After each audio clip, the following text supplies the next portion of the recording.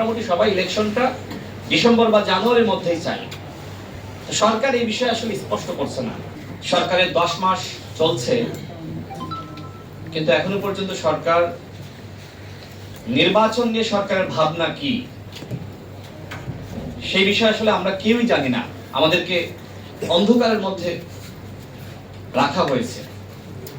যতবার সরকার প্রধানের সাথে আমাদের সংলাপ হয়েছে, আমরা প্রত্যেকবার বলেছি যে আপনাদের পরিকল্পনা বা রোডম্যাপ প্রকাশ করেন, কিন্তু সরকার কোনো দলকেই গুরুত্ব দেয়নি।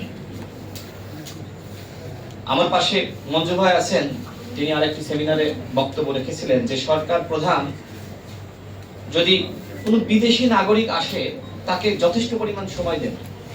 বাংলাদেশের নাগরিক বলেন, রাজনৈতিক দলগুলো বলেন, 2 থেকে 3 মিনিটের বেশি কেউ আসলে কথা বলার সুযোগ পায় না। কিন্তু আমরা দেখি যে কোনো বিদেশি সাংবাদিক আসলে ঘন্টার পর ঘন্টা তিনি সাক্ষাৎকার দিচ্ছেন। এমনকি বাংলাদেশের আপনারা যারা সাংবাদিক রয়েছেন তাদের এখনো পর্যন্ত তিনি ফেস করেননি, একটি প্রেস ব্রিফিংও তিনি আয়োজন করেননি। অর্থাৎ যে দেশের তিনি শাসন করছেন সে দেশের জনগণকে আসলে তিনি কতটুকু গুরুত্ব দিচ্ছেন সেটি নিয়ে প্রশ্ন থেকে যায়। বিশেষ করে সর্বশেষ যে সংলাপ, এই সংলাপের অর্জন আসলে কতটুকু?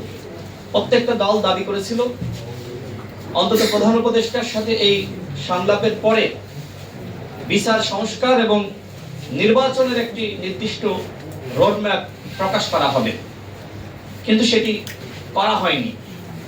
বরং আমাদের মাননীয় প্রধান উপদেষ্টা তিনি বিদেশ সফরে গিয়ে তিনি বলেছেন যে বাংলাদেশে শুধুমাত্র একটি রাজনৈতিক দল ডিসেম্বরের মধ্যে ইলেকশন চায়। এখন কথা হলো যে কেন আসলে ডিসেম্বরের মধ্যে ইলেকশন চাওয়ার প্রসঙ্গ আসলো? সরকারের তরফ থেকে বলা হয়েছে যে নির্বাচন হয় ডিসেম্বরে বা জুনে করা হবে, 26 জুনে। যে কারণে দলগুলো মনে করেছে যে ডিসেম্বরের মধ্যে ইলেকশন হলেই বেটার।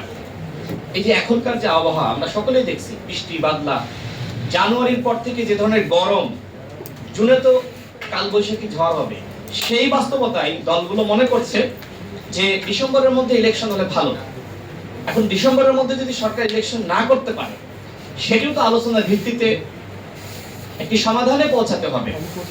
কিন্তু সরকার কোনো সমাধান করতে চান না, এক ধরনের অন্ধকারের মধ্যে দলগুলোকে রেখে দিয়েছেন, যার ফলাফল আমরা লক্ষ্য করছি যে এক এক দলের এক এক ধরনের চাওয়া, গণঅভ্যুত্থানের স্টেক হোল্ডার তাদের এক এক ধরনের চাওয়া, আর যে কারণে এখন জাতীয় ঐক্য সংহতি পুরোপুরি তছনছ হয়ে গেছে। এই যে আমাদের ভিতরে বিভেদ, এর দায়িত্ব সরকারকে নিতে হবে। যে সরকার দলগুলোকে একসাথে, দলগুলোর মধ্যে একতা ধরে রাখতে পারলো না, এটা কি সরকারের ব্যর্থতা না? আমরা সরকারকে বলবো যে এই ব্যর্থতা ঘুচিয়ে কিভাবে সমস্ত দলকে এক টেবিলে বসিয়ে আলোচনার ভিত্তিতে তাদের মধ্যে ন্যূনতম ঐক্যবোধ ধরে রাখা যায়, সেই উদ্যোগ আপনাদেরকে গ্রহণ করতে হবে। আমি বক্তব্য সংক্ষেপ করব। তার আগে যেটি বলতে চাই যে প্রধান উপদেষ্টা যে বললেন যে একটি দল ডিসেম্বরে ইলেকশন চায়, এর পরবর্তীতে গণমাধ্যমের সংবাদ আপনারা দেখেছেন, যুগান্তরে সংবাদ প্রকাশিত হয়েছে যে ডিসেম্বরের মধ্যে 52টি রাজনৈতিক দল ইলেকশন চায়। এমনকি সমকালে গতকালকের সংবাদ, সেখানে বলা হচ্ছে যে নিবন্ধিত 10টি রাজনৈতিক দল ডিসেম্বরের মধ্যে ইলেকশন চায়, এবং অন্য দলগুলো মোটামুটি আশপাশে জানুয়ারি বা ফেব্রুয়ারি শুরুতে ইলেকশন চায়। মোটামুটি ইলেকশনের ব্যাপারে হয়তো 1 মাসের হেরফের রয়েছে, কিন্তু মোটামুটি সবাই ইলেকশনটা ডিসেম্বর বা জানুয়ারির মধ্যেই চায়। সরকার এই বিষয়ে আসলে স্পষ্ট করছে না। এই যে সংবাদ, প্রধান উপদেষ্টার বক্তব্যের প্রেক্ষিতে এই সংবাদ, এটি অত্যন্ত দুঃখজনক, এবং আমরা মনে করি যে এটি আসলে প্রধান উপদেষ্টার যে বক্তব্য, সেই বক্তব্যের প্রেক্ষিতে এটি আসলে সরকারের জন্য অপমানজনক। সুতরাং যারা উপদেষ্টা রয়েছেন তাদের উচিত প্রধান উপদেষ্টাকে সঠিক মেসেজটা দেওয়া, জনগণ কি চায়, দলগুলো কি চায়। আমি সর্বশেষ বলবো যে আমরা মনে করি যে সরকার 10 মাসে এখনো পর্যন্ত গণহত্যার বিচারে কার্যকরী পদক্ষেপ গ্রহণ করতে পারে নাই। শুধুমাত্র একটি ট্রাইব্যুনালের মাধ্যমে 9 মাস বিচার কার্যক্রম পরিচালিত হয়েছে। এরপরে আরেকটি গঠন করেছে, কিন্তু এখনো পর্যন্ত ফাংশনাল না।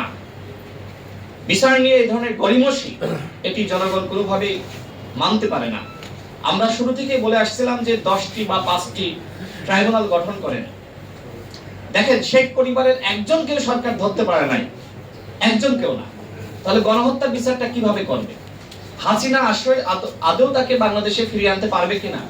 সরকারের পক্ষ থেকে বলা হচ্ছে যে আসামি উপস্থিত থাকুক বা না থাকুক, গণহত্যার বিচারের রায় দিয়ে দিবে।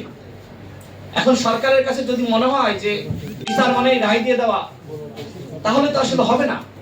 আমরা সরকারকে বলবো, হাসিনাকে ফিরিয়ে আনার রোডম্যাপ প্রকাশ করেন, প্রয়োজনে আন্তর্জাতিক লবিং তদবির বাড়ান।